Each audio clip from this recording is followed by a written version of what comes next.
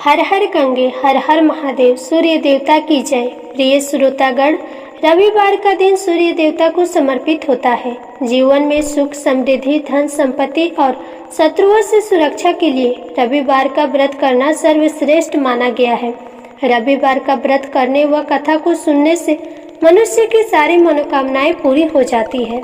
मान सम्मान धन यश और उत्तम स्वास्थ्य भी मिलता है। सूर्य देव का व्रत 12 रविवार 30 रविवार या फिर 1 वर्ष तक करना चाहिए। रविवार को सूर्य उदय से पहले बिस्तर से उठकर शौच और स्नान आदि से निवृत्त होकर स्वच्छ लाल रंग का वस्त्र पहनना चाहिए। इसके बाद घर के ही किसी पवित्र स्थान पर सूर्य की स्वर्ण या मिट्टी से बनाई गई मूर्ति या चित्र स्थापित करना चाहिए और फिर विधि विधान से गंध धूप दीप पुष्प आदि से भगवान सूर्य का पूजन करना चाहिए। पूजन करने के बाद व्रत की कथा पढ़नी और सुननी चाहिए और सबसे अंत में आरती करनी चाहिए। भगवान सूर्य का स्मरण करते हुए ओम हरांग हरेंग रोंग स सूर्याय नमः या फिर ओम गृहिणी सूर्याय नमः इस मंत्र का 12 या 5 या 3 माला जाप करनी चाहिए। जाप के बाद शुद्ध जल रक्त चंदन अक्षत लाल पुष्प और दुर्वा से सूर्य देवता को अर्घ्य देना चाहिए। दिन भर उपवास रखकर शाम को सूर्यास्त से पहले एक बार भगवान सूर्य की फिर से पूजा करके उसके बाद शुद्ध सात्विक भोजन या फलाहार करना चाहिए। भोजन में गेहूं की रोटी दलिया दूध दही घी और चीनी खाई जाती है। ध्यान रखें, रविवार के दिन नमक का सेवन नहीं किया जाता है। मान्यता है कि सूर्य देव की आराधना करने से कुंडली के सभी दोष दूर हो जाते हैं। कुंडली में सूर्य अगर मजबूत अवस्था में हो तो समाज में खूब मान सम्मान मिलता है और सुख समृद्धि में भी वृद्धि होती है। इसलिए सूर्य देव की पूजा में व्रत की कथा को पढ़ने का भी विशेष महत्व है। प्रिय श्रोताओं, अब आपको सुनाने जा रहे हैं रविवार व्रत की कथा। आप सब इस कथा को पूरी श्रद्धा और विश्वास के साथ पूरा अवश्य सुनिएगा। प्राचीन समय में एक नगर में एक वृद्धा रहती थी। वह प्रत्येक रविवार को सवेरे ही गोबर से घर लीपकर स्नान आदि कर सूर्य देव भगवान की पूजा करती। फिर भोजन तैयार कर भगवान को भोग लगाकर स्वयं भोजन करती थी। श्री हरि की कृपा से उसका घर सभी प्रकार के सुख और धन्य धान्य से पूर्ण था। किसी प्रकार का विघ्न या दुख नहीं था। सब प्रकार से घर आनंद रहता था।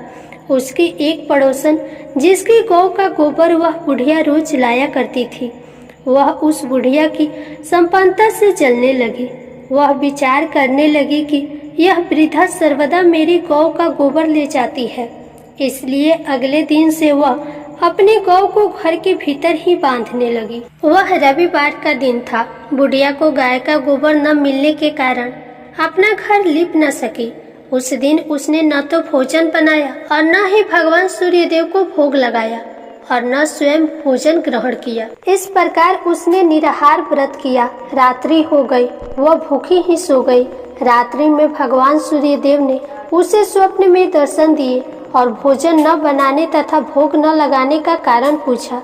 वृद्धा ने कहा, उसे गोबर नहीं मिला, इस कारण वह आपका भोग न लगा सकी। तब भगवान ने कहा, हे माता, हम तुमको ऐसी गौ देते हैं जो सभी इच्छाएं पूर्ण करती है, क्योंकि तुम हमेशा रविवार को पूरा घर गौ के गोबर से लीपकर भोजन बनाकर मेरा भोग लगाकर ही स्वयं भोजन करती हो। इससे मैं बहुत प्रसन्न हूँ। मैं निर्धन को धन और बांझ स्त्रियों को पुत्र देकर उनके दुखों को दूर करता हूँ तथा अंत समय में मोक्ष देता हूँ। स्वप्न में ऐसा वरदान देकर भगवान अंतर ध्यान हो गए। प्रातः जब वृद्धा की आंखें खुली तो उसने देखा कि आंगन में एक अति सुंदर गौ और बछड़ा बंधे हुए हैं। गौ और बछड़ी को देखकर वह वृद्धा अत्यंत प्रसन्न हुई और उनको घर के बाहर बांध दिया। वहीं उनके खाने के लिए चारा भी डाल दिया। जब उसके पड़ोसन ने बुढ़िया के घर के बाहर एक अति सुंदर गाय और बछड़ी को बांधा देखा तो ईर्ष्या के कारण उसका हृदय जल उठा।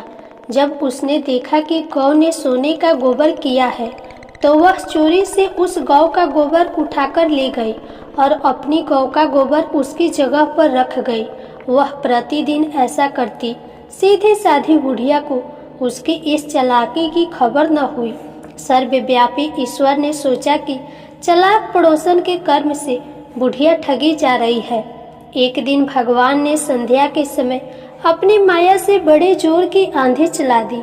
बुढ़िया ने आंधी के भय से अपनी गौ को घर के भीतर बांध लिया। प्रातः काल उठकर जब वृद्धा ने देखा कि गौ ने सोने का गोबर दिया है तो उसके आश्चर्य की सीमा न रही। अब वह प्रतिदिन गौ को घर के भीतर बांधने लगी। पड़ोसन ने देखा कि बुढ़िया गौ को घर के भीतर बांधने लगी है और उसका सोने का गोबर उठाने का दाव नहीं चलता तो वह ईर्ष्या और डाह से जल उठी। अन्य कोई उपाय न देखकर पड़ोसन ने उस देश के राजा की सभा में जाकर कहा, महाराज, मेरे पड़ोस में एक वृद्धा के पास ऐसी गौ है जो नित्य सोने का गोबर देती है। आप वह सोना प्राप्त कर उससे प्रजा का पालन करिए। वह वृद्धा इतने सोने का क्या करेगी? उसकी बात सुनकर राजा ने अपने दूतों को वृद्धा के घर से गौ लाने को आदेश दिया। वृद्धा प्रातः भगवान को भोग लगाकर भोजन ग्रहण करने जा रही थी कि राजा के कर्मचारी गाय खोलकर ले गए। वृद्धा बहुत रोई चिल्लाई, किंतु राजा के कर्मचारियों के सामने कोई क्या कहता। उस दिन वृद्धा गौ के वियोग में भोजन न कर सकी और रात भर रो रो कर सूर्य देव से गौ को पुनः पाने के लिए प्रार्थना करती रही। राजा गौ को देख बहुत प्रसन्न हुआ, लेकिन अगले दिन सुबह जैसे ही वह उठा, सारा महल गोबर से भरा दिखाई देने लगा। राजा यह देखकर घबरा गया। भगवान सूर्य देव ने रात्रि में राजा को स्वप्न में कहा, हे राजा, गाय वृद्धा को लौटाने में ही तेरा भला है। उसके रविवार के व्रत से प्रसन्न होकर मैंने यह गौ उसे दी थी। प्रातः होते ही राजा ने उस वृद्धा को महल में बुलाकर बहुत से धन के साथ सम्मान सहित गाय बछड़ा उसे लौटा दिया और अपनी ऐसे करने के लिए उससे क्षमा भी मांगी। इसके बाद राजा ने उसके पड़ोसन को बुलाकर दंडित किया। इतना करने के बाद राजा के महल से गंदगी दूर हुई। उसी दिन से राजा ने नगर वासियों को आदेश दिया कि राज्य की समृद्धि तथा अपनी समस्त मनोकामनाओं की पूर्ति के लिए रविवार का व्रत करें। व्रत करने से नगर के लोग सुखी जीवन व्यतीत करने लगे। अब कोई बीमारी तथा प्रकृति का प्रकोप उस नगर पर नहीं होता था। सारी प्रजा सुखी से रहने लगी। प्रिय श्रोताओं, यह तो थी रविवार व्रत की सूर्य देवता की कथा। अब एक और कहानी सुनिए। एक समय की बात है, सूर्य भगवान की रानी के मायके से खबर आई, किंतु रानी सा को मायके जाने का मन नहीं था। सूर्य नारायण भगवान रानी को ये कहकर जबरदस्ती मायके भेजने लगे कि जाओ, मैं आपके लिए वहाँ अच्छी अच्छी वस्तुएं भेजूंगा। रानी सा अपने पीहर के लिए चली गई। कुछ दिनों के बाद सूर्य भगवान रानी सा के लिए चौपड़, पासा, पचीटा, आटी, डोरा आदि कुछ वस्तुएं भेजते हैं। रानी सा की भाभियां मजाक करने के इरादे से चौपड़, पासे, खिलौने आदि सारे सामान निकाल देती है और उनकी जगह पर कंकड़, पत्थर और कांटे भरकर रख देती है और सारे डिब्बे वापस बंद कर देती है। रानी सा ने देखने के लिए हाथ डिब्बे में डाले तो उनके हाथ में कांटे चुभ गए। फिर तो उनकी भाभियां हंसने लगी। यह देखकर रानी सा को सूर्य नारायण पर गुस्सा आ गया। कुछ दिनों के बाद जब सूर्य नारायण रानी सा को लेने पधारे तो रानी सा तो सूर्य भगवान से बात भी नहीं कर रही। रानी सा जब अपने ससुराल पहुंची तो वहां पर भी उन्होंने किसी से बात नहीं किया। सूर्य नारायण ने अपनी माता जी से पूछा कि माता जी, रानी सा आपसे बात करती है क्या? तब उनकी माता कहने लगी, नहीं बेटा, रानी सा जब से मायके से वापस आई है उसके बाद से बात ही नहीं कर रही है। सूर्य नारायण कहने लगे कि माता जी, आज आप उनको बोलना कि धान की बोरी पड़ी हुई है, धान में से चावल निकाल दे, लेकिन ऐसा करते समय चावल टूटने नहीं चाहिए, साबुत निकलने चाहिए। अब सुनकर रानी सा तो रोने लगी। रोते रोते ही वो छत पर चली गई और उन्होंने चिड़ियों को बुलाया। रानी सा चिड़ियों से कहने लगी कि अगर मैंने तुम्हें कभी चुंगा डाला होगा तो अब तुम इन धानों को छील दो। ढेर सारी चिड़िया आई और सारे के सारे धान छीलकर वापस उड़ गए। सूर्य नारायण ने अपनी माताजी से फिर पूछा, माताजी, रानी सा कुछ बोली क्या? माताजी कहने लगी, नहीं बेटा, वो तो कुछ भी नहीं बोली। सूर्य नारायण भगवान ने फिर से कहा, अब की बार आप उनको कहना कि 108 छेद वाली मटकियां है, उनमें पानी भर दो। भला इतने छेद वाली मटकी में पानी कहाँ से रुकता? सूर्य नारायण ने सोचा कि अब तो रानी सा को बोलना ही पड़ेगा। जब ये बात रानी सा ने सुनी तो वे फिर से रोने लगी, लेकिन बोली कुछ नहीं और 108 छेद वाली मटकियां लेकर तालाब पर पहुंच गई। तालाब पर पहुंची तो वहां पर भी वो रो ही रही थी।